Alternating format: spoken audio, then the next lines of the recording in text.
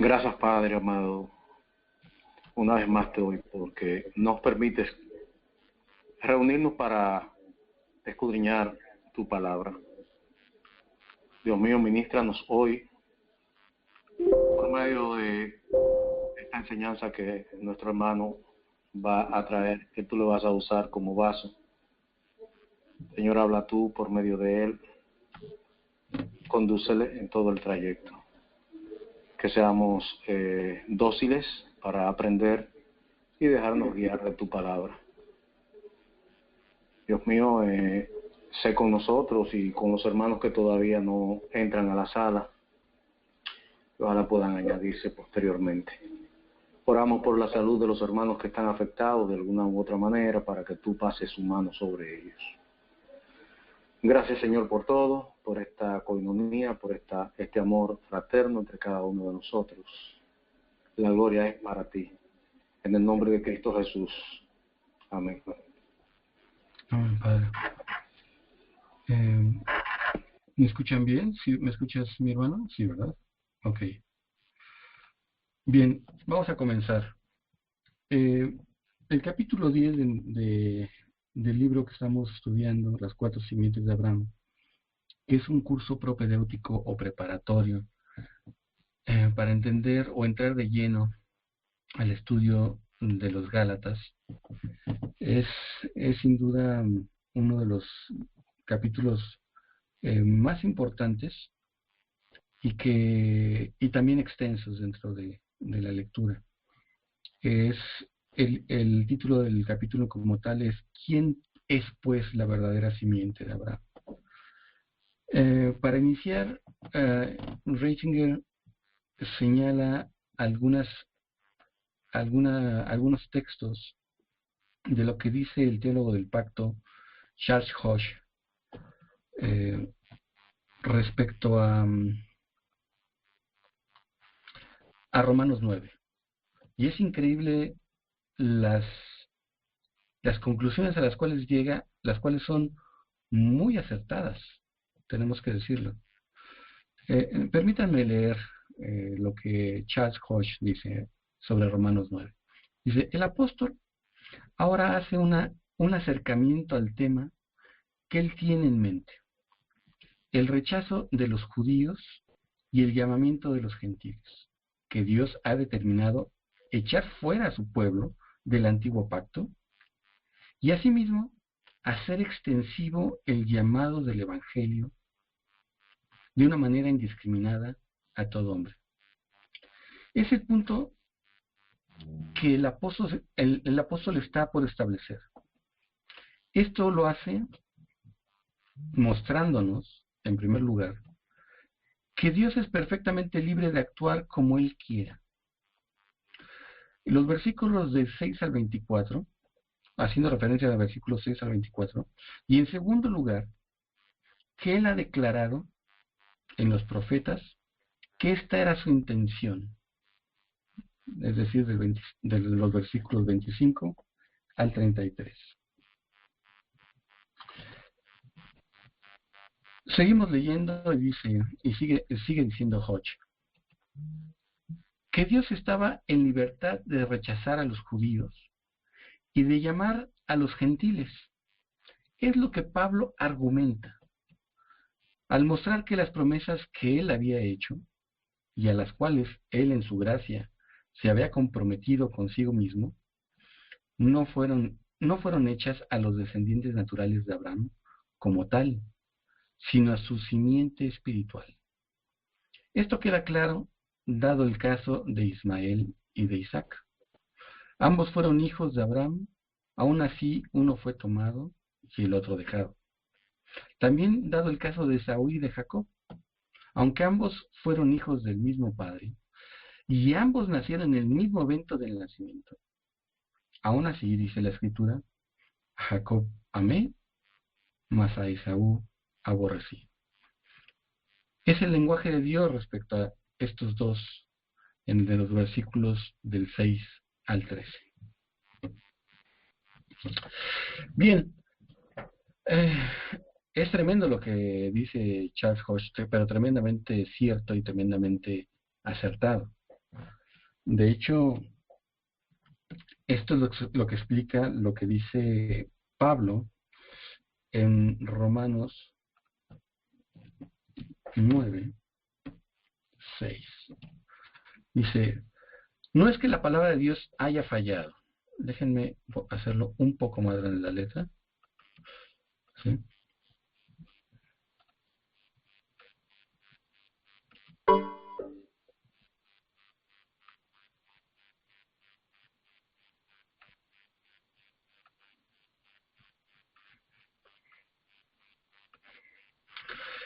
Si no es que la palabra de Dios haya fallado, porque no todos los descendientes de Israel son Israel, ni porque son descendencia de Abraham son todos hijos, sino en Isaac te será llamada descendencia. Es decir, no son los hijos de la carne los que son hijos de Dios, sino los hijos de la promesa son considerados como descendencia.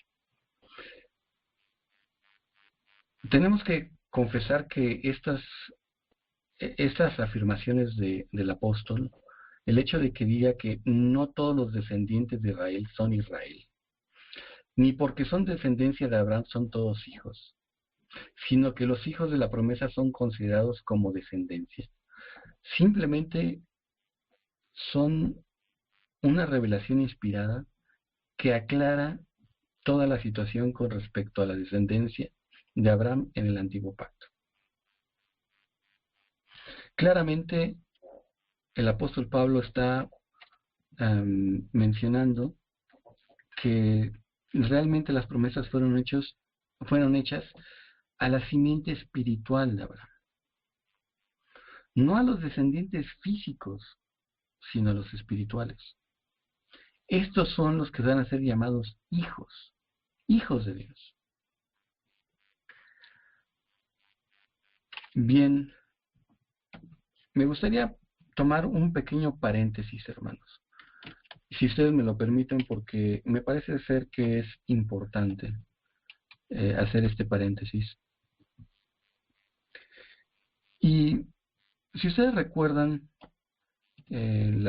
hace algunas clases habíamos visto cómo en Jeremías, cuando el Señor promete, hace un juramento solemne y dice, así como las estrellas no puede faltar la ley, dice, no puede faltar la ley en las promesas, en la ley de las estrellas, dice, o la ley que puse en las estrellas.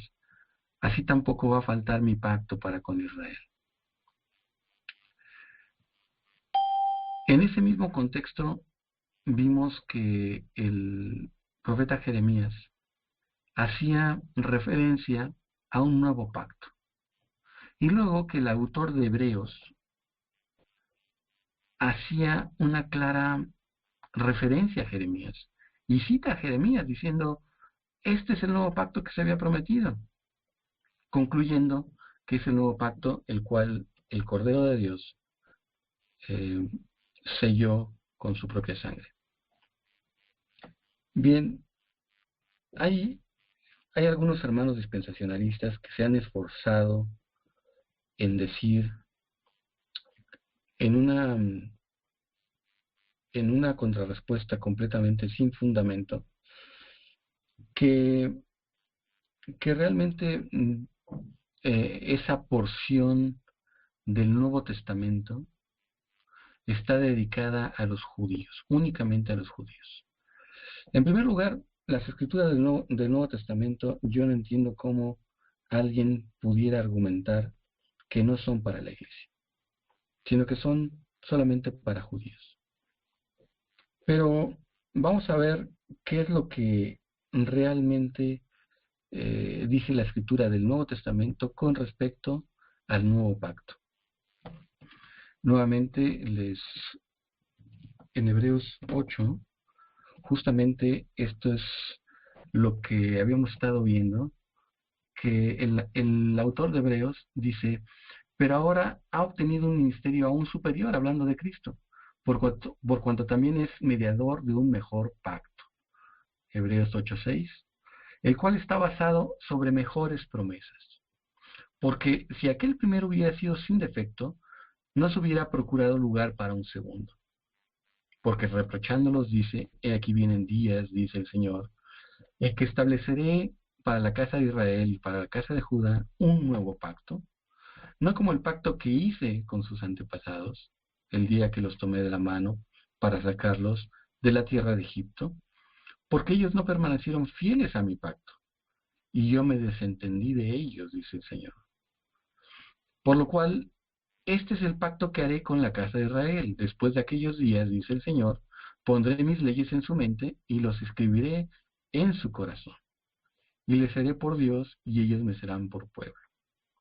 Y ninguno enseñará a su conciudadano ni ninguno a su hermano diciendo, conoce al Señor, porque todos me conocerán, desde el menor hasta el mayor de ellos.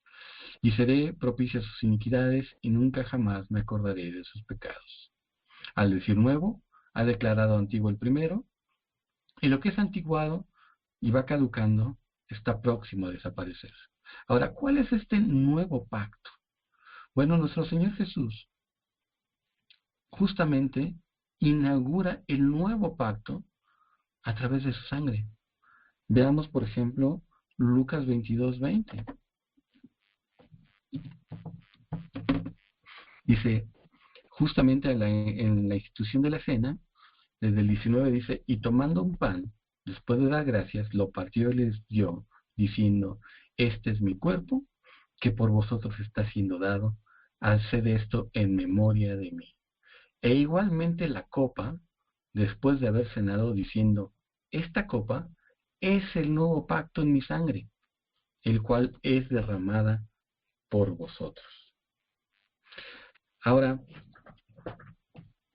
increíblemente, hay hermanos que insisten y dicen, bueno, es que los evangelios también fueron para los judíos, única y exclusivamente para los judíos. Qué raro, porque cuando vemos el ministerio de Pablo, vamos a ver, en 2 de Corintios 3:6,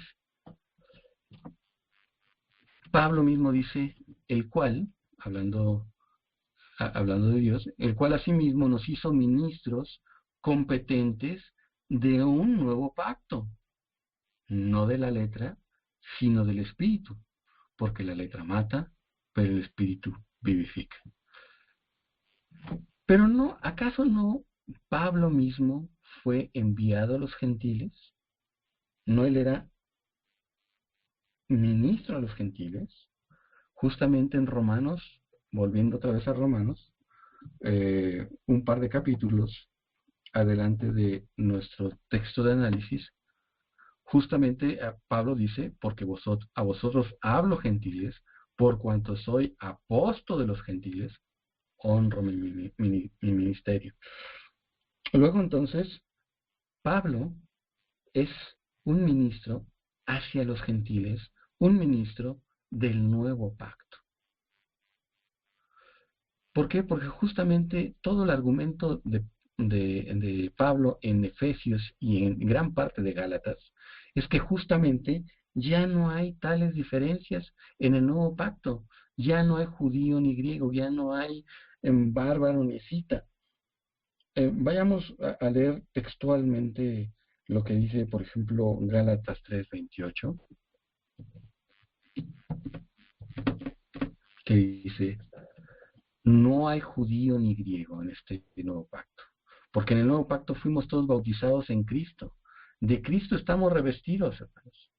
Vamos a ver un poquito más adelante que esta es una realidad del nuevo pacto. Eso es algo que nuestros hermanos del antiguo pacto, que vivieron bajo el antiguo pacto, finalmente murieron esperando ser adoptados, que se les fuera conferido ese estatus de hijo mayor. Pero murieron esperándolo y viéndolo de lejos.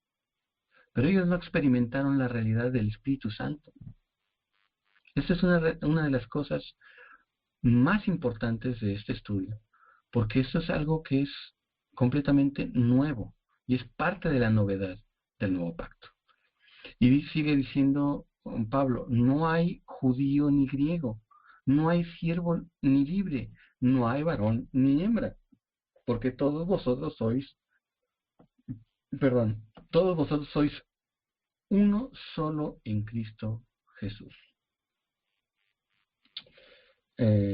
Podemos citar, por ejemplo, Colosenses 3:11,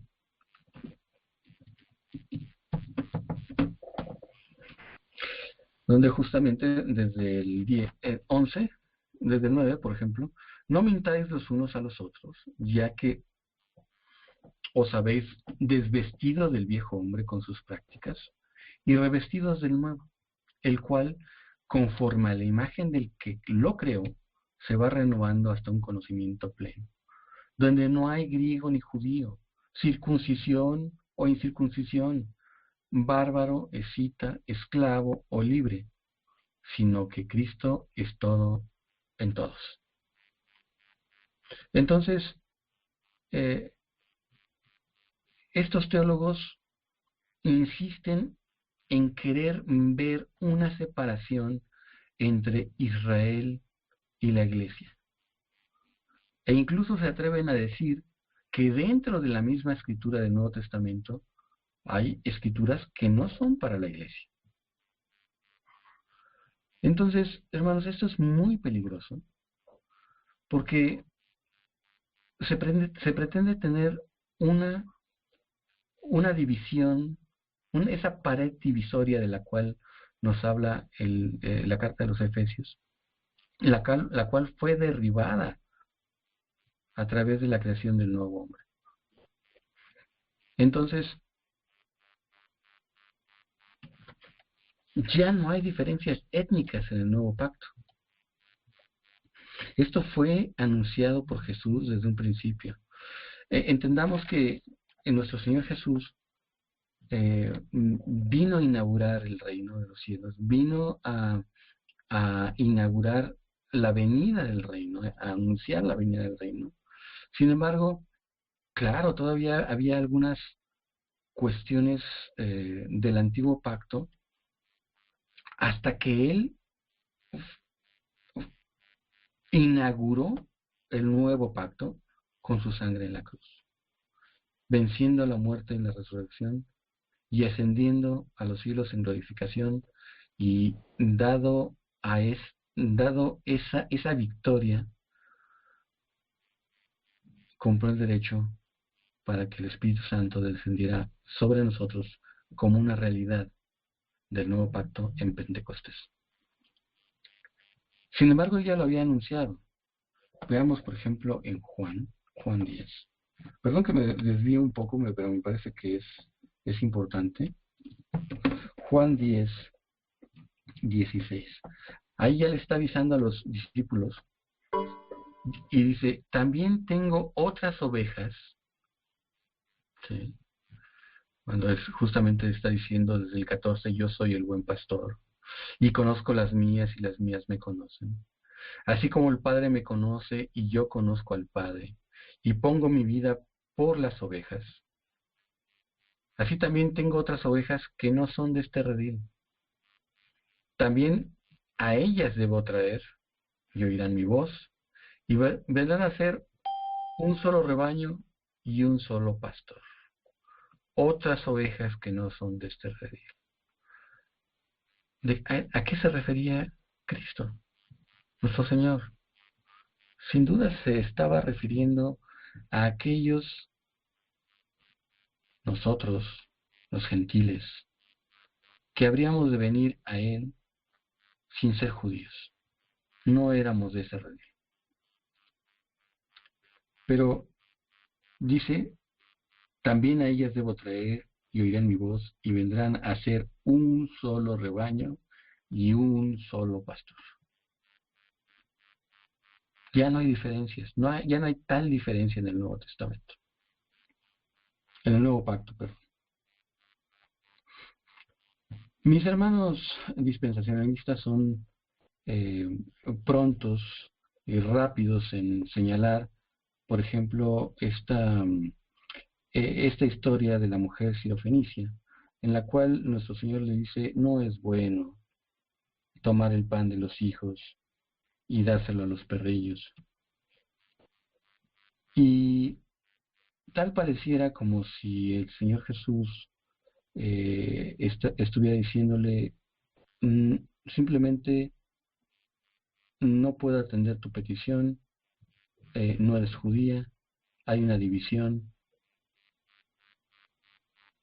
pero me parece que va muy lejos esa reflexión. Simplemente nuestro Señor Jesús lo que estaba haciendo era probar la fe de esta mujer, de tal manera que ella expresó y le dijo, aún los perrillos comen de las migajas que caen, de las migajas que caen de la mesa de sus amos. Entonces, el Señor exclama, ¿no? Prorrompe en exclamación y dice, oh, mujer, es grande tu fe, hágase como has creído. Si hubiera sido una cuestión en la cual nuestro Señor hubiera hecho una clara división entre judíos y gentiles, recordemos que Él está en este proceso de inauguración del reino, en la cual Él está proclamando, ¿sí?, las buenas nuevas. Y claro, incluso Pablo, ya una vez inaugurado el nuevo pacto, iba primero a los judíos y luego a los gentiles. Y él lo dice claramente, dice, la salvación es primeramente al judío y luego al griego. Corrijo, dice, es para el gentil y también para el griego. Es decir, claramente a los judíos, de ellos eran los patriarcas, de ellos tuvieron los oráculos de Dios, ellos tuvieron la revelación del Dios verdadero, ellos tuvieron la ley, grandes ventajas tuvieron como judíos. Pero una vez abierto el velo del templo, una vez siendo inaugurado el nuevo pacto, ya no hay tales diferencias. Y sí, había un proceso de transición en el cual el evangelio era primeramente proclamado a los judíos y luego a los gentiles. Pero eso no quiere decir que los gentiles estuvieran excluidos. De ser así, veamos por ejemplo Mateo 8.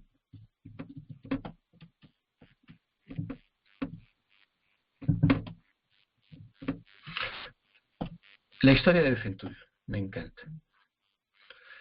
Bueno, el centurión tenía un siervo que yacía paralítico y va hacia el Señor y le dice, bueno, por favor pasa para que lo sanes. Y dice, no es necesario. Dice, Señor, no soy digno de que entres bajo mi techo, pero solo di la palabra y mi siervo será sanado. Porque aún yo, siendo hombre bajo autoridad, tengo soldados sujetos a mí. Y digo a este, ve y va, y a otro, ven y viene. Y a mi siervo, hace esto y lo hace. Al oírlo, Jesús se maravilló y dijo a los que le seguían, de cierto digo que en nadie en Israel he hallado tanta fe. Y os digo que muchos vendrán del oriente y del occidente y se reclinarán a la mesa con Abraham, Isaac y Jacob en el reino de los cielos. Pero los hijos del reino, de ese reino del antiguo pacto, serán echados a las tinieblas del más allá. Ahí será el llanto y el crujido de dientes. Claramente, como hemos estudiado anteriormente, el hecho de pertenecer al pueblo de Israel bajo el antiguo pacto no era garantía de salvación. Cuando el Señor hacía la referencia a que Israel había sido un pueblo redimido, claramente está diciendo que sí, fue un pueblo redimido, pero un pueblo redimido de Egipto, de la esclavitud de Egipto, de la esclavitud de Faraón, pero en ningún sentido quiere decir que fueron redimidos en el hecho de ser salvos, única y exclusivamente por el hecho de ser judíos. Para ser salvos se requería fe, y hemos estudiado anteriormente cómo hay casos como David, como el mismo Moisés, como Josué, que también fueron hijos espirituales. Y ahorita vamos a ver qué condición tenían ellos como hijos espirituales de Abraham, ¿sí? Pero aún viviendo en el antiguo pacto. Y claramente aquí nuestro Señor, regreso al tema, dice: os digo que vendrán muchos del oriente y del occidente y se reclinarán a la mesa con Abraham, Isaac y Jacob en el reino de los cielos. También mis hermanos dispensacionalistas insisten en muchos casos en hacer una división entre el reino de los cielos y el reino de Dios, argumentando que el reino de Dios es terrenal, es milenial, es para los judíos. El reino de los cielos es para la iglesia. Pero este versículo claramente dice que Abraham, Isaac y Jacob están en el reino de los cielos. Es simplemente tratar de hacer distinciones donde no las hay, hermanos. Y bueno, podría seguir con muchos otros casos. ¿Qué hay de la mujer samaritana? Y no solamente la samaritana, todo el pueblo al cual entró Jesús y que creyeron en él. ¿O qué hay de ese leproso, parte de los 10 que fueron sanados y que regresó dando gloria a Dios, y era samaritano? Y claramente Jesús dijo: no pudo venir ninguno a darle gloria a Dios, sino este extranjero. Claramente no era judío.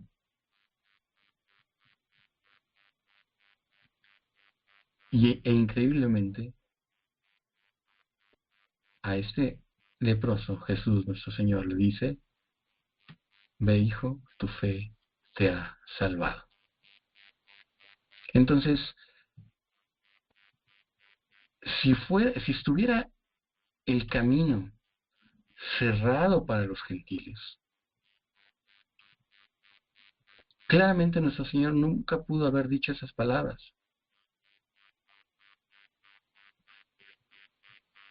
Claramente la situación con la mujer sirofenicia fue un caso en el cual nuestro Señor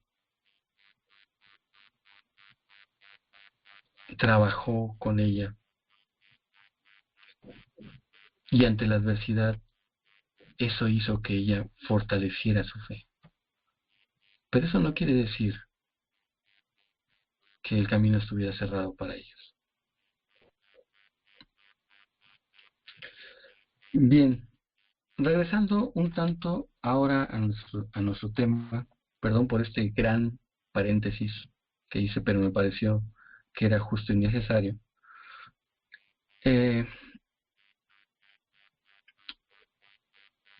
Me parece muy importante el señalar que mis hermanos de la teología del pacto, que siguen la teología del pacto, pues señalan que sus hijos son herederos de la bendición, así como aquellos hijos de Abraham recibían la bendición de ser parte de la nación de Israel. Ahora en el nuevo pacto reciben la bendición de ser parte de la iglesia, y la señal que reciben no es la circuncisión, sino el bautismo. ¿Y por qué reflexiono? Bueno, ¿por qué Reisinger en este caso reflexiona sobre esta aseveración, sobre esta afirmación de la teología del pacto? Porque simplemente suena un tanto ilógico que Charles Hodge, el gran teólogo del pacto, haya llegado a tales conclusiones que ya leímos desde un principio y no las haya podido aplicar a sí mismo. ¿Qué pasa si a lo que él ya nos ha explicado aquí le cambiáramos por hijo de pacto, por hijo de padres cristianos, y le cambiáramos circuncisión por bautismo? ¿Qué pasa si ponemos sus propias palabras respecto a los descendientes físicos de los padres cristianos? El comentario de Hodge se leería de la siguiente manera: la opinión común entre los pairobautistas era que las promesas hechas por Dios a Abraham y a su simiente, todos sus descendientes naturales, sellados como tal por el rito del bautismo, ciertamente heredarían las bendiciones del reinado del Mesías. La razón por la cual el rechazo de los hijos de padres cristianos no tenía falla alguna de parte de la promesa divina es por el hecho de que la promesa no había sido hecha meramente a los descendientes naturales de los padres cristianos. Su objetivo no era la de mostrar que las promesas hechas a Abraham no fueron hechas a sus descendientes naturales como tal. Esto es, aquellos que son hijos en la carne, estos no son los hijos de Dios. Entonces, bueno, como dice mi hermano Reisinger, la consistencia es una gema de muy raro valor. Y es raro porque es muy difícil a veces encontrar. Como nuestros hermanos, en específicamente el teólogo Charles Hodge, llegó a estas conclusiones tan certeras, pero no las pudo aplicar a su propia teología. Nuevamente, ¿cuál es la raíz del problema? Bueno, la raíz del problema es que Génesis 17:7, vamos allá.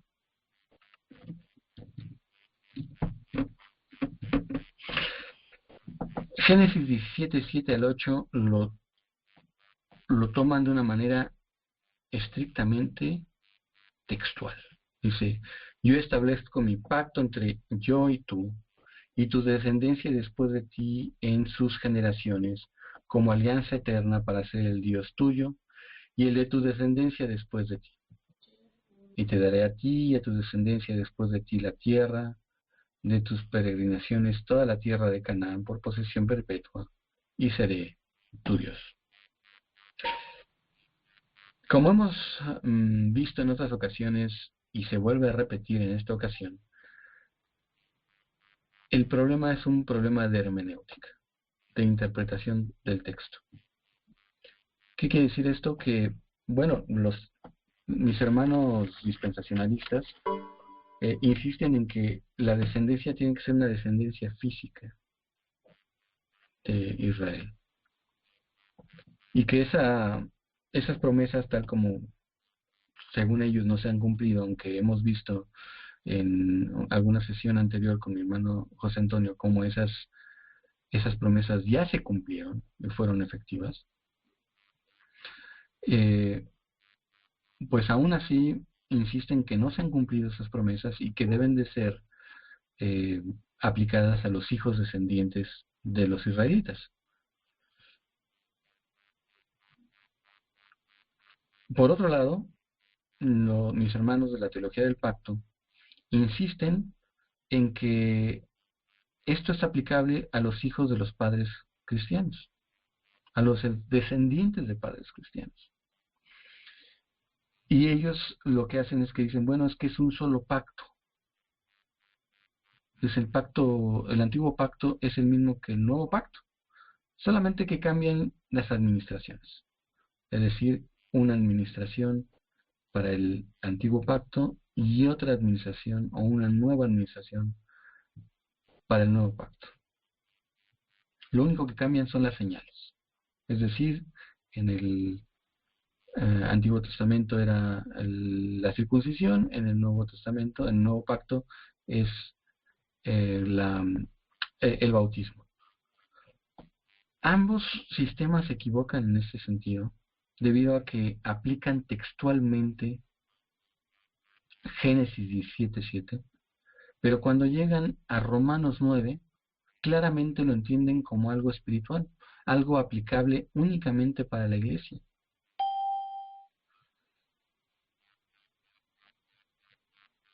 Entonces, ¿cómo es que debemos verlo? Aquí el tema es cómo es que debemos entenderlo.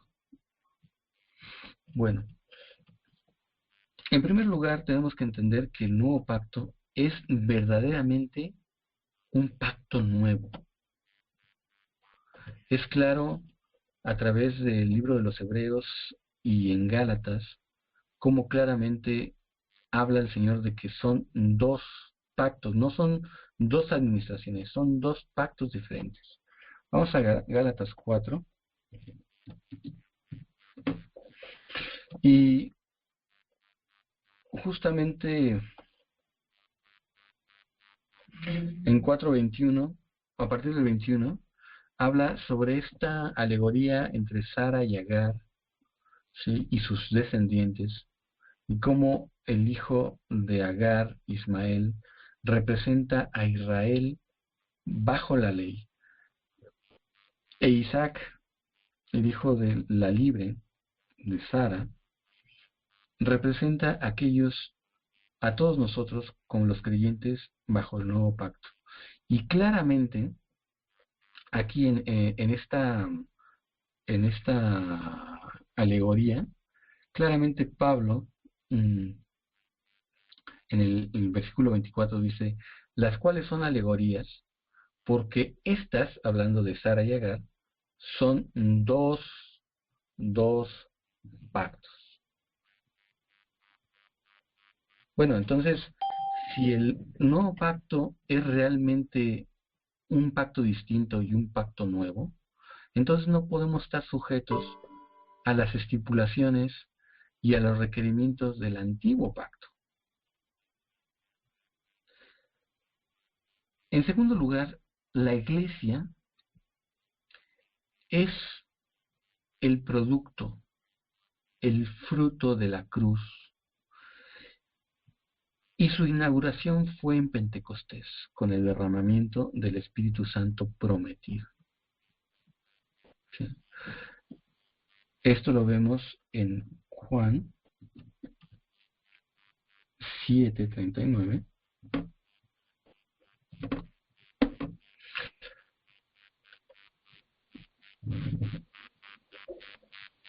Desde el 37, dice, en el último día, el más grande de la fiesta, Jesús se puso en pie y alzando la voz dijo, si alguno tiene sed, venga a mí y beba.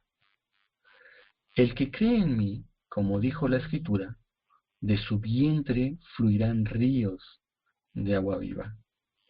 Esto dijo acerca del Espíritu que iban a recibir los que creyeran en él.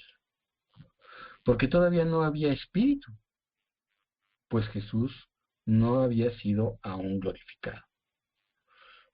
Entonces, mis hermanos de la teología del pacto insisten en que los salvos del Antiguo Testamento tenían al Espíritu Santo, cuando aquí claramente Juan nos enseña nuevamente un problema de hermenéutica, en el cual, en este problema de hermenéutica, como hemos revisado en otras ocasiones anteriores, consiste en que se trata de entender el Antiguo Testamento por sí solo y luego venir con las conclusiones al Nuevo Testamento, siendo que debería ser al revés. El Nuevo Testamento, el Nuevo Pacto, con los autores inspirados nos explican qué es lo que debemos entender del Antiguo.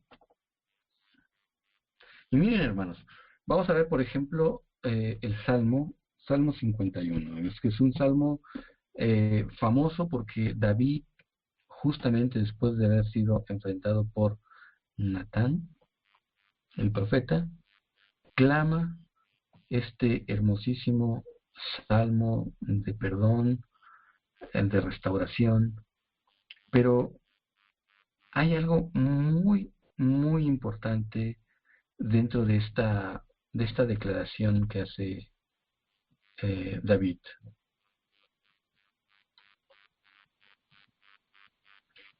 Versículo 11 dice, no me eches de tu presencia, no quites de mí tu Santo Espíritu. En el Antiguo Testamento los uh, probablemente eso tendría que ser un motivo de un estudio completo, o una serie de estudios. Pero podemos ver cómo el ministerio del Espíritu Santo en el Antiguo Testamento era única y exclusivamente para trabajar sobre las personas de acuerdo al propósito de Dios. Y no había ninguna garantía de que poseyera o que estuviera en una persona de forma garantizada, de forma permanente. David, si nosotros recordamos, David vio a Saúl como el espíritu de Jehová, el espíritu de Yahvé, lo abandona. E incluso era atormentado por un espíritu maligno. Entonces, David se acuerda de eso y clama al Señor, no quites de mí tu Santo Espíritu. Él sabía que no había ninguna garantía por la cual el Señor pudiera permanecer a su lado. Él había cometido un pecado terrible, pecados terribles. Mi pregunta es, para ustedes en esta noche es, ¿cualquier hijo de Dios en el nuevo pacto podría orar la misma oración? Yo creo que no. Porque es justamente una de las garantías del nuevo pacto. Hemos sido sellados con el Espíritu Santo, y lo cual es la garantía de nuestra posesión adquirida. De tal manera que el Espíritu Santo es la marca de aquellos que han sido recibidos en Cristo. Vamos, por ejemplo, a ver Romanos 9. Romanos 8, del 9 al 10. Pero vosotros no estáis en la carne, sino en el Espíritu, por cuanto el Espíritu de Dios vive en vosotros. Y si alguno no tiene el Espíritu de Cristo, este no es de él. Pero si Cristo está en vosotros, el cuerpo a la verdad está muerto a causa del pecado, pero el Espíritu vive a causa de la justicia. Hermanos, creemos que puede darse el caso dentro de una comunidad de iglesia la presencia de una persona con una falsa conversión, con una falsa confesión de fe. Alguien que dice estar en Cristo y no lo es. Eso es posible. Pero lo que no es posible es que alguien que realmente ha venido a Cristo, que tiene el Espíritu de Cristo, pueda correr el riesgo de que el Espíritu de Dios lo abandone. Eso es imposible. De ahí que mis hermanos de la teología del pacto, mis hermanos presbiterianos, insisten en decir que sus hijos son parte de la iglesia. E incluso Hodge, déjenme leer más adelante.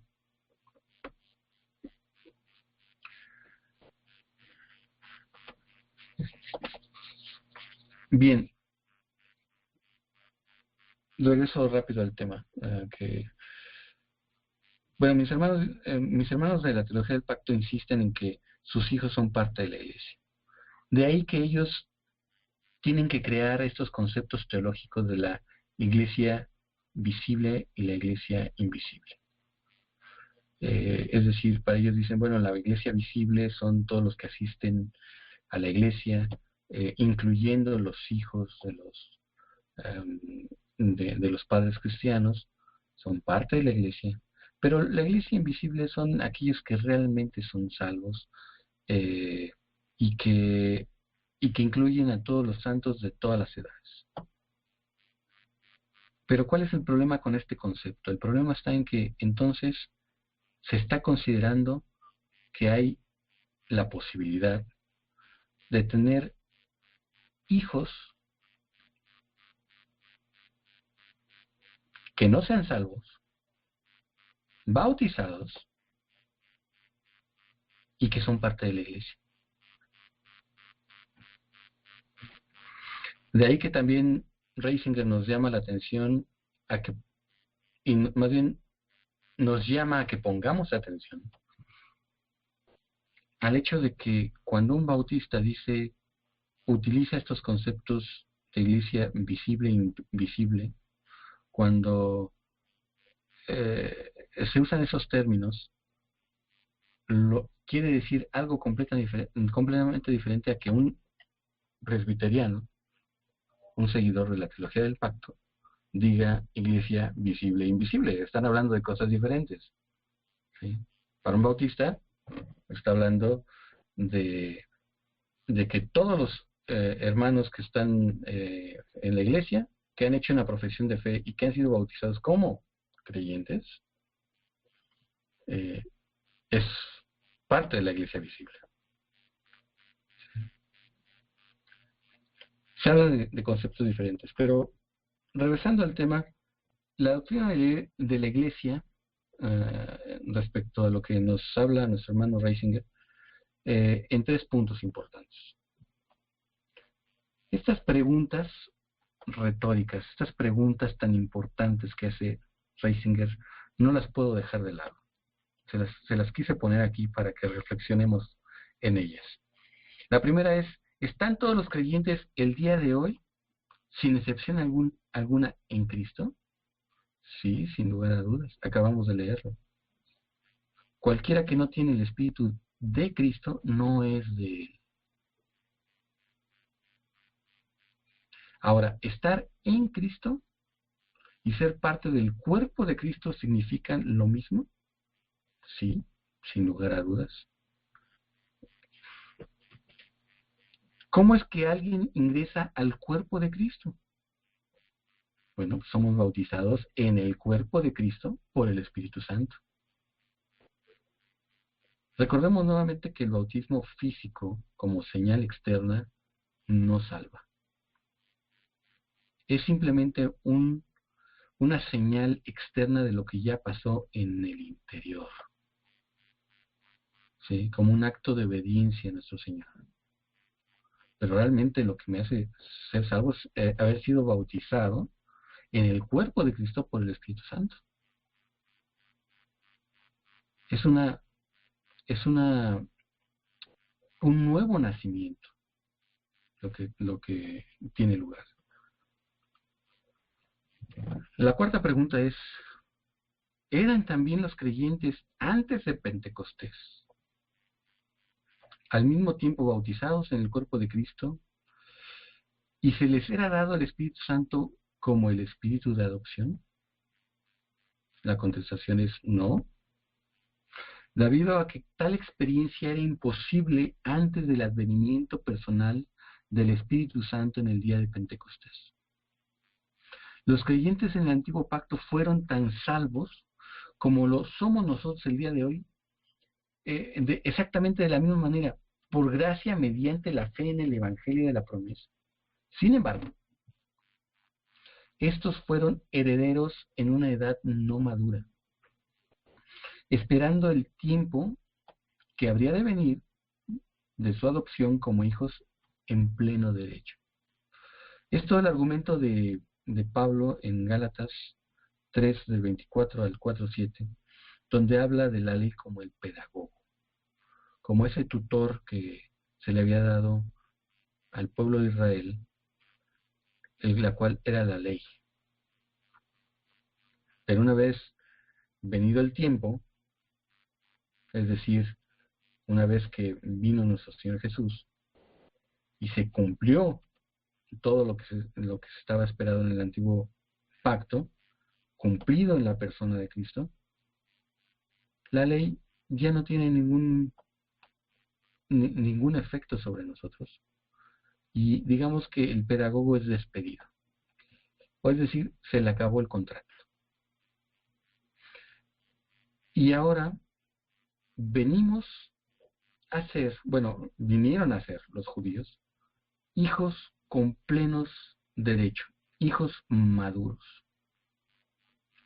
La esencia de tal adopción es la habitación del Espíritu Santo y la liberación de la ley como el pedagogo. Ahora, pocas personas se ponen a meditar la forma en que nosotros, los gentiles, llegamos a ser parte del cuerpo de Cristo. Nosotros no pasamos por un periodo preparatorio de estar bajo la ley. Nosotros, es más, hay un versículo de Romanos, justamente nos dice que los gentiles no teníamos ley, no tenemos ley. Nunca estuvimos bajo la ley, bajo los lineamientos del antiguo pacto. Éramos incluso advenedizos y extranjeros, éramos hijos de ira. Pero cuando venimos a Cristo, o más bien somos traídos a Cristo, entonces tenemos un nuevo nacimiento y nacemos como hijos con plenos derechos, como hijos maduros. Es decir, con la habitación del Espíritu Santo en nosotros, completamente. Y ya no dependemos de la ley escrita en piedra, sino que ahora todo aquel que pertenece a la iglesia es guiado por el Espíritu Santo a través y para seguir la ley de Cristo. A través del Espíritu Santo para seguir la ley de Cristo. La última pregunta que nos hace Ratzinger es, ¿por qué era imposible para un creyente en el antiguo pacto el ser bautizado en Cristo y que se le otorgara el espíritu de adopción? Era completamente imposible. Dice, todo el argumento del apóstol dado en Gálatas 3:26 al 4:7 no tendría ningún sentido, es decir, esta historia del pedagogo, no tendría ningún sentido si esto fuera posible. Es decir, si los salvos del Antiguo Testamento tuvieron el Espíritu Santo, bueno, entonces todo el argumento de lo que está hablando Pablo, de que mientras venía el Espíritu Santo estaban bajo la ley como un pedagogo, pues no tendría ningún sentido. En este pasaje Pablo no está discutiendo cómo y cuándo los incrédulos se convirtieron y se hicieron hijos de Dios o pasaron a ser parte de la familia de Dios. Un creyente en el antiguo pacto era simplemente tan parte de la familia de Dios como lo es un creyente en el día de hoy. Y se convirtió en hijo de Dios en exactamente la misma manera, es decir, a través de la fe en el Evangelio de la promesa. En Gálatas 3 y 4, Pablo muestra la diferencia entre un hijo menor de edad bajo un pedagogo, un creyente judío bajo el pacto de ley, y un hijo maduro, un creyente bajo el nuevo pacto, que adquiere todos los derechos de familia y es gobernado ahora desde su interior por un nuevo guía, el Espíritu Santo.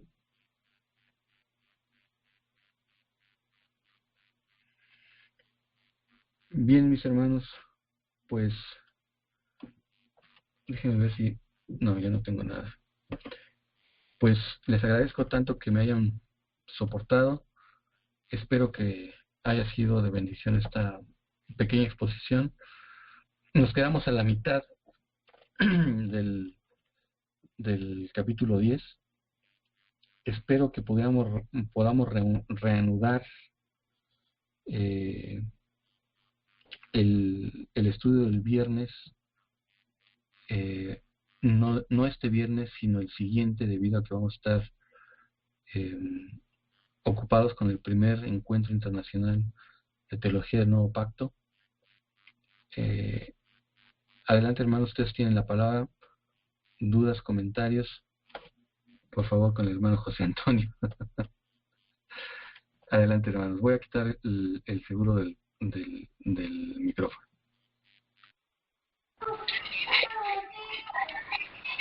Mis hermanos,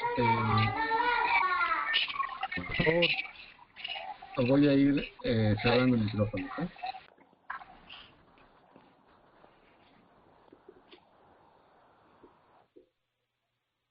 Adelante, mis hermanos, si tienen alguna duda, comentario.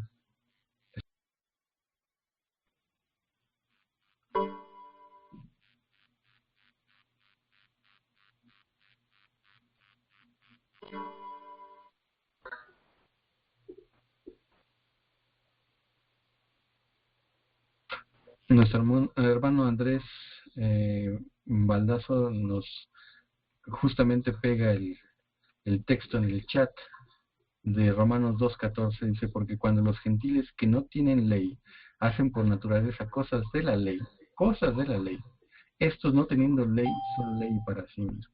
Entonces, justamente los gentiles no vivíamos sin ley. Ahora, por instinto, dado que el hombre fue hecho a la imagen y semejanza de Dios, por instinto hacemos cosas de la ley. Ahora, este versículo ha sido mal entendido en muchos aspectos, y mis hermanos de la teología del pacto insisten en que esta es la ley moral. Que usan esas traducciones donde dicen que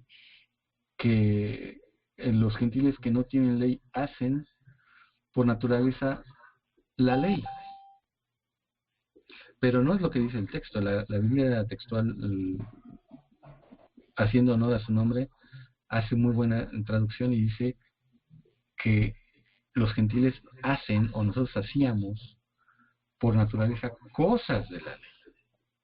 O sea, es decir, es como si de repente, por pura conciencia, de repente hago cosas que la misma ley ordena. Pero no es que yo tenga una definición exacta de la ley. Yo no me explico cómo, por ejemplo, algún hombre, por instinto propio, pueda entender que debe de guardar un día entre 7 para servir al Dios creador.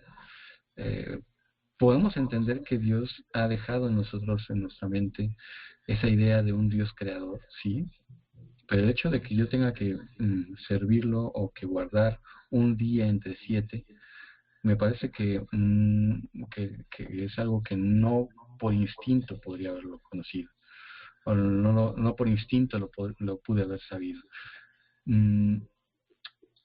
Hay todo un estudio que deberíamos de retomar más adelante sobre la ley de Cristo, en el cual se deben de contestar este tipo de preguntas.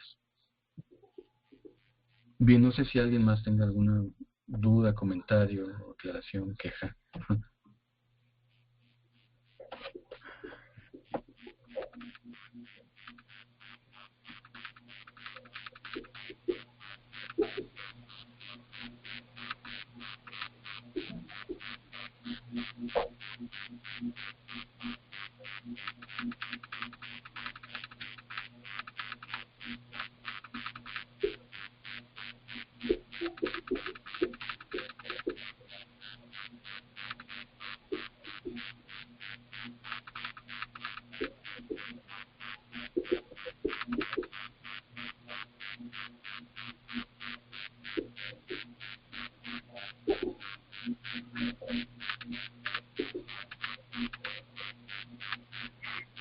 Manuel, mi estimado José Antonio, mi hermano Reinaldo, no sé si Lisette o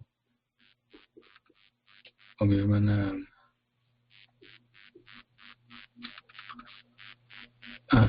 Jessica, aunque ya no la veo conectada. Jessie sí. No sé si tengan algún comentario.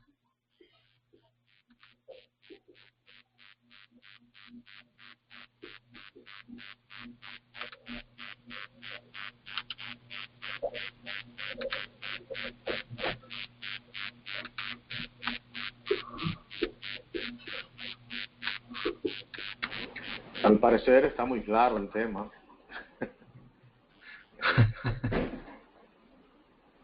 ¿Me oyes? Hermano, sí, adelante. ¿Me están escuchando ahí? Sí, hermano, adelante. Bueno. Una pregunta, Omar, al respecto de lo que estabas diciendo. Bueno, en este momento nosotros tenemos el Espíritu de Dios que básicamente nos da la gracia, digamos, nos facilita para poder vivir la vida cristiana de acuerdo a lo que sabemos que es la ley de Cristo. Y sabemos que tenemos una salvación firme, que el Espíritu Santo lo tenemos como garantía.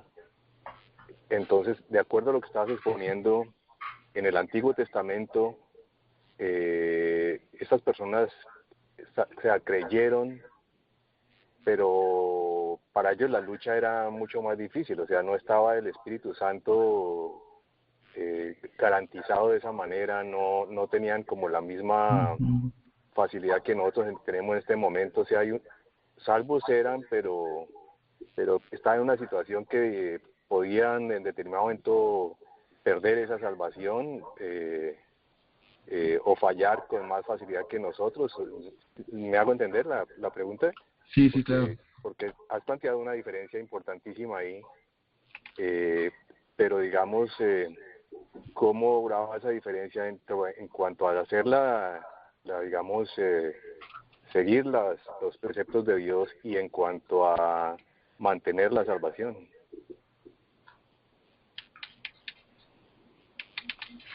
Bien, hermano, yo creo que, bueno, a reserva de lo que pueda opinar mi hermano José Antonio, creo yo que la salvación por fe, tanto en el Antiguo Testamento como en el Nuevo, en el Antiguo Pacto como en el Nuevo, siempre fue por fe y como tal la salvación no se pierde. Ahora, la forma de caminar era muy distinta, porque los salvos del Antiguo Pacto tenían precisamente esa ley que funcionaba como un pedagogo, como aquel tutor que, de hecho, Pablo usa esa palabra griega, más bien traducida, porque es muy parecida al pedagogo en español, que históricamente era una persona que tenía el derecho incluso de corregir severamente a aquel hijo que era puesto bajo su cuidado. De manera que las cosas cambian de una manera drástica. En el nuevo pacto no hay diferencias étnicas. Todas esas diferencias se caen. Estamos unidos a Cristo y no hay judío ni hay gentil. Pero en el antiguo pacto, esa misma ley creaba una pared intermedia de separación, y esa separación era con los gentiles. De tal manera que una mujer, por piadosa que fuera, si estuviera bajo el antiguo pacto, no podía unirse a un hombre gentil, por piadoso y temeroso de Dios que fuera. De tal manera que la ley trabajaba como esa norma para mantenerse dentro de los lineamientos de ese pacto.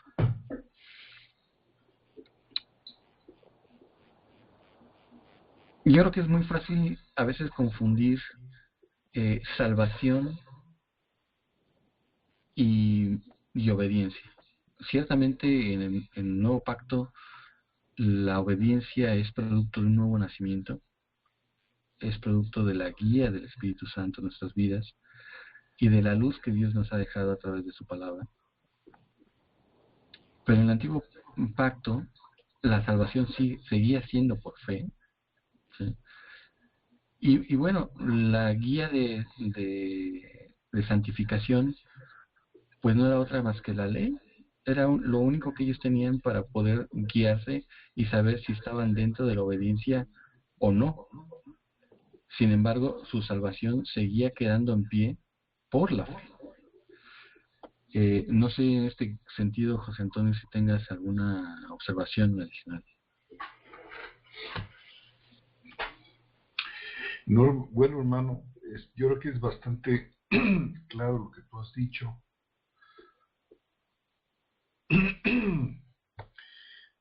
Y hay algo muy notable aquí. ¿De qué manera fueron salvos los creyentes del antiguo pacto?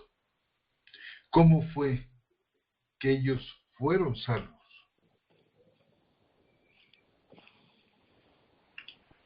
¿Qué pasó con el asunto, con el problema, vamos a decir, de sus pecados?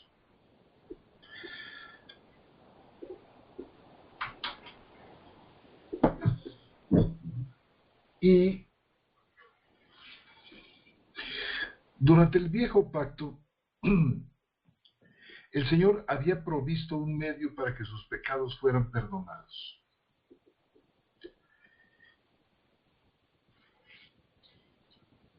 El Nuevo Testamento nos dice que esta manera a través del cual los creyentes del viejo pacto fueron perdonados fue a través del sacrificio de Cristo.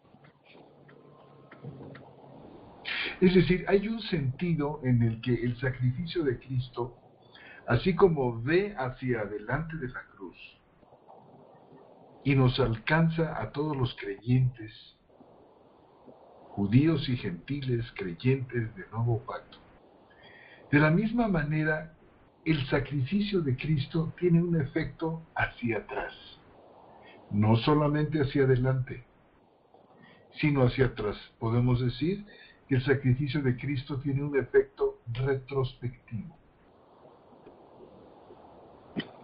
Esto es lo que nos dice la carta a los Hebreos en el capítulo 9 y versículo 15, que les animo a que lo veamos.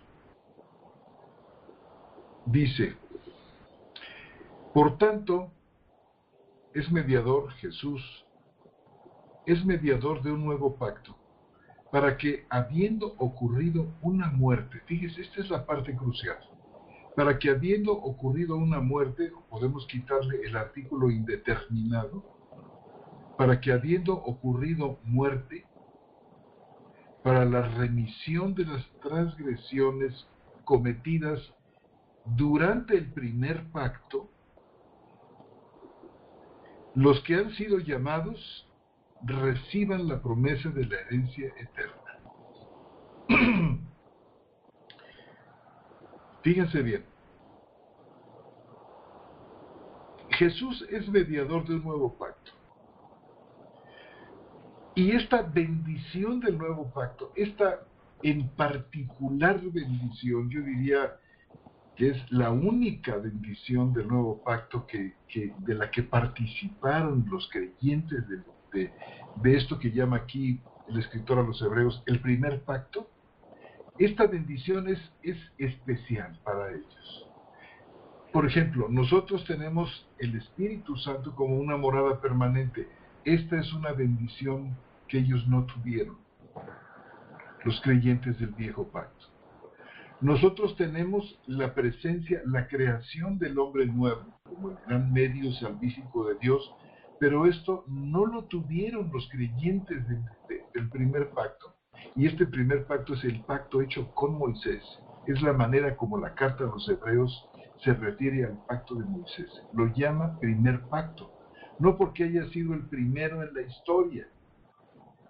Simplemente así lo llama, y ustedes se dan cuenta a lo largo de toda la carta a los hebreos cómo es que las circunstancias y los detalles a los que se refiere la carta pues están conectados con el pacto mosaico. Se habla de sacrificios, se habla del sacerdote arónico y se le compara con el sacrificio de Cristo, con el sacerdocio de Cristo, con la perfección de la ofrenda de Cristo.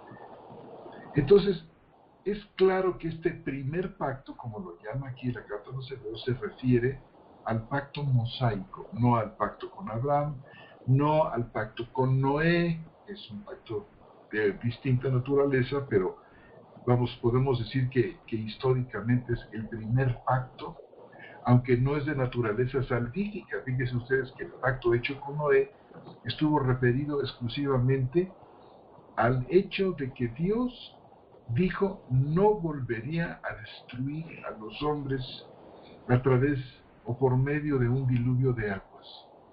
Este fue el contenido del primer pacto. Fue un pacto para preservación de la vida, la cual no le sería quitada a los hombres por medio de un diluvio.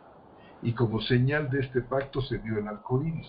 En un sentido, podríamos decir, sería el primer pacto. Los teólogos del pacto nos dirían, no, hubo un pacto previo, el pacto que Dios hizo con Adán y Eva en el huerto del Edén. Pero realmente la escritura no habla de una manera específica de que la relación que tuvo Elohim con Adán y Eva haya sido en el huerto del Edén un pacto, aunque estén presentes algunos elementos del pacto. Hay una sanción del pacto que dice: el día que tú comieres morirás. Hay una promesa del pacto que condicionaba la permanencia de Adán y Eva en el huerto del Edén a su obediencia. Estaban las dos partes, estaba Elohim por una parte y Adán y Eva por la otra. Es decir, de alguna manera estaban presentes los elementos que normalmente están presentes en un pacto, como el que hizo Dios con Abraham, con el que hizo con Moisés, con el nuevo pacto hecho en la sangre de Cristo. Pero la Escritura no dice específicamente que haya habido un pacto, como sí es específica cuando habla, por ejemplo, de este pacto con Noé, o de este pacto con Abraham, o el pacto que hizo Dios con Israel en el Sinaí. Todo esto lo digo nada más para aclarar que cuando habla aquí el escritor de los Hebreos en 9:15 del primer pacto, se refiere al pacto mosaico. Y yendo al punto, dice que Jesús es mediador de un nuevo pacto para que, habiendo ocurrido de hecho su muerte, para la remisión de las transgresiones cometidas durante el primer pacto.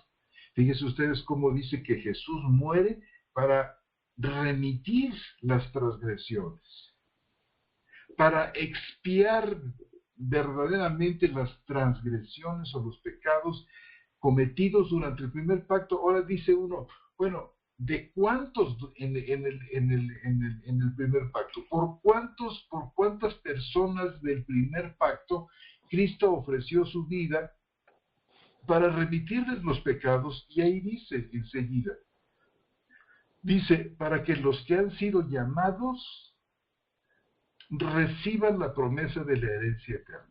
Cristo muere por las transgresiones, por los pecados que se cometieron del primer pacto de aquellos que son llamados. Podemos decir que estos son los que tienen fe. Y por supuesto, esto nos lleva necesariamente a la idea del remanente.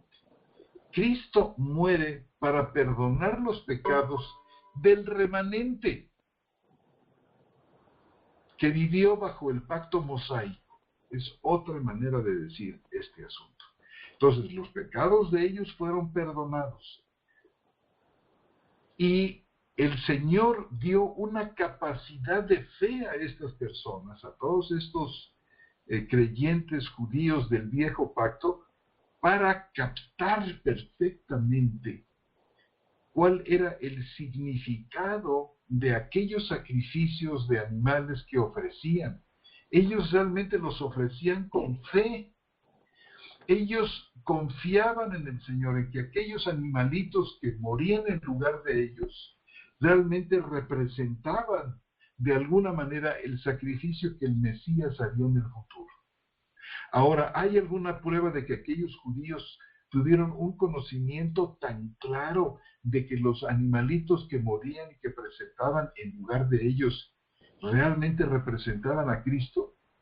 Por supuesto que lo tuvieron. Si nosotros leemos Isaías capítulo 53, donde se habla de aquel varón de dolores experimentado en quebrantos,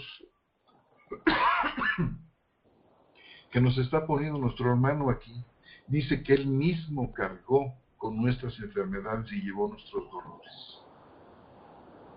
Y nosotros lo consideramos como herido de Dios y azotado y humillado por Elohim. Dice, él fue traspasado por nuestras transgresiones, molido por nuestros pecados. El precio de nuestra paz cayó sobre él y por su herida fuimos sanados. Todos nosotros nos descarriamos como ovejas, cada cual se apartó por su camino, pero Yahvé cargó en él el pecado de todos nosotros. Siendo oprimido, aunque él fue quien se humilló a sí mismo, no abrió su boca. Y qué interesante que dice, como cordero fue llevado al matadero, y como oveja que enmudece ante sus trasquiladores, así no abrió la boca. Es decir, se presenta aquí en Isaías al varón de dolores, al Mesías, al siervo de Yahvé. Este capítulo 53 forma parte de una serie de cánticos maravillosos, los cantos del siervo, que van, me parece, desde el capítulo 42 al 54 de Isaías. Y noten ustedes cómo es que se habla de corderos, se habla de ovejas, que son típicos animales que se presentaban para la expiación. Es decir, el Mesías es presentado aquí como una ofrenda de sacrificio. Como eran presentados estos dos animalitos en particular en el templo, esto para perdón de los pecados de aquellos que los presentaban. Y en este caso se extiende esta expiación maravillosa de este siervo de Yahvé, de Jesús, del Mesías, se extiende, dice, para los muchos, para la transgresión de su pueblo, no del pueblo en general, sino del pueblo de Dios, este pueblo que el mismo Isaías va a señalar de una manera particular, por ejemplo, en el versículo 11, donde dice, o en el 10, perdón, desde el 10, que dice, plugó a Yahvé quebrantarlo y someterlo a padecimiento, cuando se haya puesto su vida en sacrificio expiatorio, verá a su descendencia. Él ofrece un sacrificio tan poderoso que produce descendencia, que produce hijos. He aquí yo y los hijos que Dios me dio. Vivirá por días sin fin y la voluntad de Yahvé triunfará en su mano. Gracias a la aflicción de su alma verá luz y quedará satisfecho, y por su conocimiento mi siervo justo justificará, no dice a todos, sino a muchos, y cargará con los pecados de ellos. Entonces, vemos nosotros la eficacia del sacrificio del Mesías a favor de su pueblo, y esto tiene, decíamos nosotros, viéndolo desde este punto hacia atrás, vemos que el remanente tuvo, por ejemplo, a través de este pasaje de Isaías, un maravilloso conocimiento de, de lo que significaba, del significado de las ofrendas, del significado de la Pascua.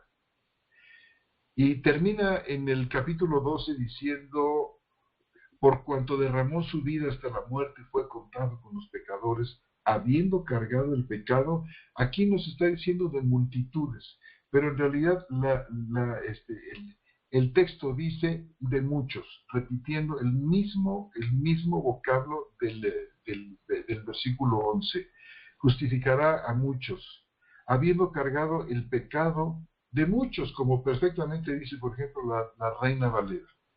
Ahora bien, no sé por qué se escogió aquí el vocablo multitudes, pero de cualquier manera podemos decir que representa adecuadamente multitudes, representa bien, hermanos, la cantidad de personas por las cuales Cristo murió en favor de gente del viejo pacto. Nosotros podemos ver en Apocalipsis cómo es que hay una multitud que está delante del trono de Dios vestida de ropas blancas que clama y dice: gracias, Señor, que nos has salvado de todo tribu, pueblo, lengua y nación. Y levantaban, dice que tenían palmas en sus manos. Y se habla ahí de una multitud incontable. Es decir, ¿de qué tamaño es realmente la multitud de los salvos a los que Cristo ha destinado su muerte expiatoria? Pues una multitud de personas. Y volviendo a la carátula que nos mostraba nuestro hermano Omar hace un segundo, parece ser que había allí, ¿verdad, hermano? Por ejemplo, en su mano izquierda, noten ustedes la nueva versión internacional que dice al final del versículo 12, cargó con el pecado de muchos e intercedió por los pecadores. Igualmente la Biblia de las Américas, llevando el pecado de muchos. O la Nueva Traducción Viviente, cargó con el pecado de los muchos.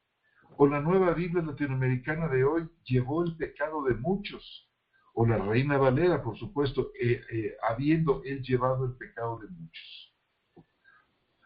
En fin, creo yo que muchos es la traducción correcta.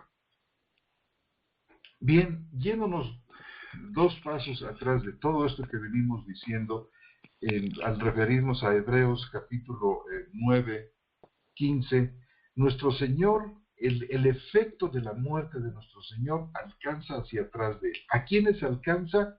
A aquella parte de su pueblo que está representada por el remanente, por aquel grupo de judíos creyentes que vivieron bajo el pacto de Moisés. Entonces, ¿cómo fueron salvos los judíos del viejo pacto? Pues fueron salvos, como dice mi hermano Omar perfectamente, por la fe en el poder, en el valor de este sacrificio de Cristo. Cristo con su muerte hizo posible darles a ellos la fe que necesitaban para saber que cada vez que se presentaban en el templo ofreciendo los sacrificios que Moisés había mandado, ellos los presentaban con fe. No solamente los presentaban de manera religiosa como con aquella idea de ya cumplí con Dios, ya fui al templo a presentar los sacrificios que manda Moisés. No, porque hay una manera, así como mucha gente pretende quedar bien con Dios, entre comillas, porque cumple con las exterioridades de la ley, de los mandamientos, aunque sean de hombres, pero tratan ellos de justificarse a sí mismos. No, el remanente era un pueblo piadoso. Era un pueblo que se manejaba por aquella fe que Dios repartió como medida de fe a aquellos creyentes antiguos del primer pacto. Entonces no sé si esto da respuesta realmente a la pregunta de mi hermano Manuel con respecto a cómo pudieron ser salvos aquellos. ¿Les costó más trabajo mantener su salvación? Bueno, ellos no tenían el Espíritu Santo como lo tenemos nosotros. Sin embargo, Dios provió para ellos de alguna manera de hacer que en el sacrificio expiatorio y en la manera como Dios reprimió el mal en ellos, porque hay una medida Dios reprime el mal. Miren, hermanos queridos, si el Señor no reprimiera el mal del mundo, si el Señor hubiera dejado como chinos libres a los descendientes de Adán, ya la raza humana habría desaparecido y habría convertidose aquello en una matanza generalizada. ¿Cuál es el primer pecado que registra la Santa Escritura? Bueno, pues Caín matando a Abel. Caín matando a su propio hermano por envidia. Así como nos dice, yo creo que, no sé, pero bueno, no me quiero meter aquí, pero puedo decir, apoyado en varios versículos, que Dios no permite que el mal se exceda de una manera desorbitante. Y tengo yo la impresión de que los creyentes del remanente fueron ayudados de una manera especial en este sentido. Hubo fe en ellos, Dios provió el perdón de los pecados sobre la base del medio que se les provió a través de la expiación en el templo, también mediante la fe, y Dios, creo yo, que estuvo presente de manera particular en la vida de sus redimidos bajo el primer pacto, como no lo estuvo con el resto de los judíos que vivieron bajo ese primer pacto. La cosa cambió radicalmente cuando Jesús inaugura el nuevo pacto y todas las bendiciones que vienen asociadas con este nuevo pacto aparecen de una manera fulgurante. Para comenzar, la presencia del Espíritu. Como decía nuestro hermano Omar, la presencia del Espíritu anunciada en San Juan capítulo 7, dice que cuando venga el Espíritu Santo será como un torrente de aguas que brotan de su interior. Dice, pero esta bendición tenía que aguardar a la muerte de Cristo, porque dice, todavía no había Espíritu. Además es una traducción muy buena porque es muy literal. No había Espíritu. El Espíritu solamente venía ocasionalmente sobre algunos profetas, sobre algunos de los reyes, pero solamente era ocasional para realizar tareas muy específicas. Pero el Espíritu Santo, como una bendita posesión que Dios nos da, el Espíritu Santo como una morada permanente que nos acompaña todos los días, es una bendición muy hermosa y muy específica del nuevo pacto que los miembros del remanente judío del primer pacto no disfrutaron. Así es que gracias a Dios por todo lo que tenemos nosotros los creyentes. La manera espléndida como Dios nos ha dotado, las cosas que nos ha dado, son sencillamente inenarrables y debemos mostrarnos pues muy agradecidos con Él por esto. Espero, Manuel, que estas palabras de alguna manera, hermano, puedan responder a tu pregunta. Y gracias, Omar, por el espacio que me das.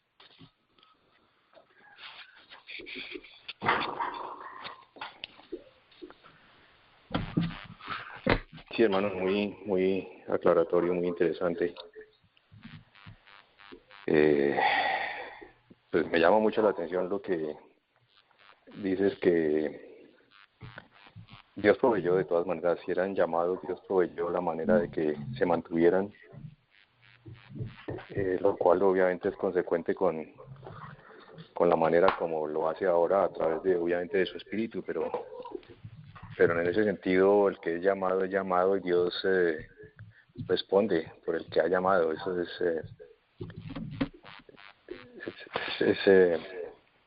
pues la verdad yo no había visto esa parte de esa manera y me llama mucho la atención porque precisamente el llamamiento de por sí ya trae una garantía. Y una garantía de esa manera pues trae descanso.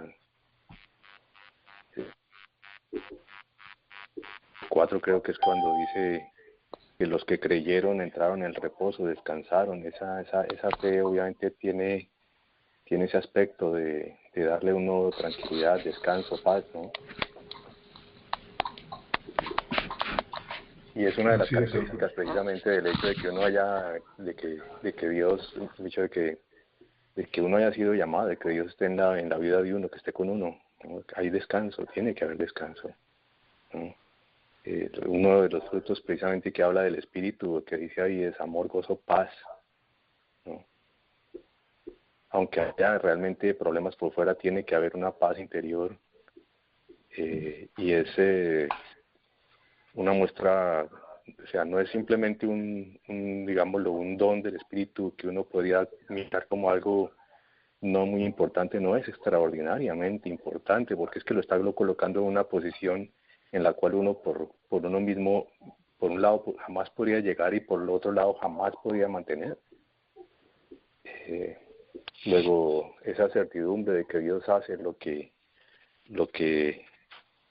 a nosotros nos falta, de que Él supla lo que nos falta a nosotros conforme a sus riquezas en gloria, pues como te digo, me llama mucho la atención lo que estás diciendo, porque es algo que, de acuerdo a esa explicación, se manifestó en los creyentes del Antiguo Testamento y se manifiesta ahora. O sea, en ese sentido está esa continua fidelidad de Dios y esa continua presencia de Él que hace lo que Él solamente puede hacer.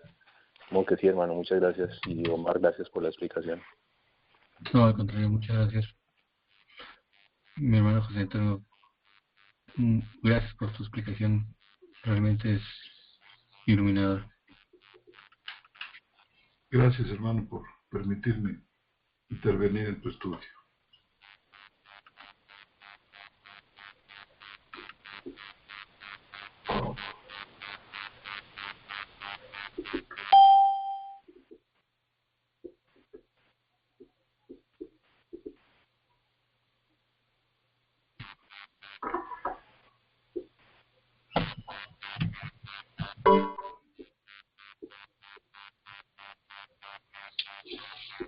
Mi hermana, alguna de mis hermanas o de mis hermanos que tenga alguna otra observación, comentario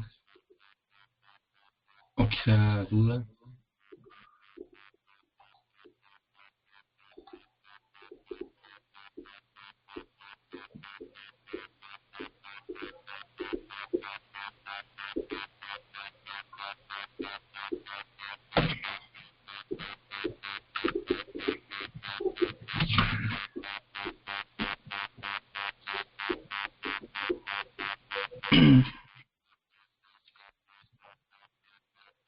Bien, si me lo permiten, pues me gustaría orar para despedirnos en esta ocasión.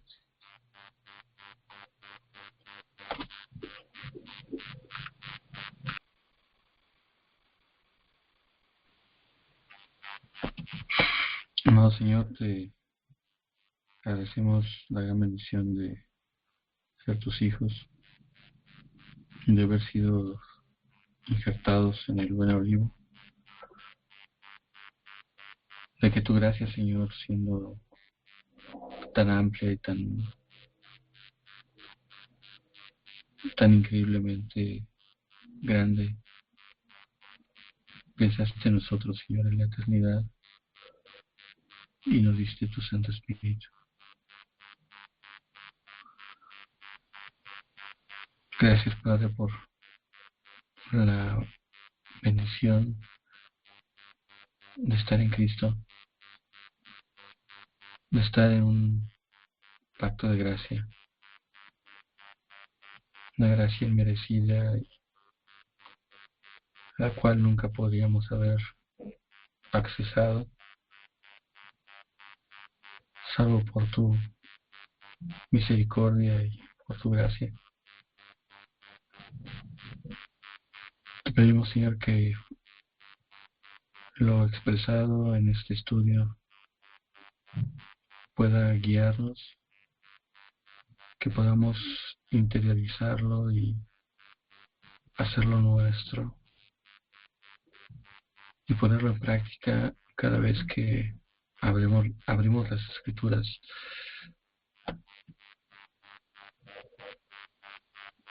para entender y comprender la bondad y la novedad del nuevo pacto en Cristo, y para encontrar a cada paso que damos en las Escrituras la confirmación de que somos tus hijos, Gracias, Padre, por mis hermanos que se encuentran en toda Latinoamérica y en Estados Unidos y que nos permite estar juntos a través de este medio, los cuales ya no nos identificamos, Señor, con una nacionalidad en específico, sino con el reino de los cielos. Gracias, Padre, por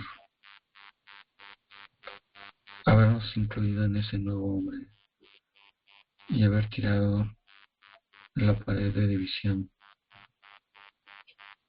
que no nos dejaba entrar a ser parte de tu pueblo. Gracias, Señor, por esta noche, y te pedimos, Señor, que nos bendigas, que estés con cada uno de mis hermanos, de mis hermanas, que tú les bendigas y que nos permitas crecer en unidad y que podamos, Señor, proseguir a la meta del supremo llamamiento en tu Hijo Jesucristo. Gracias. Todo esto en el poderoso nombre de Jesucristo, el Mesías. Amén, Padre.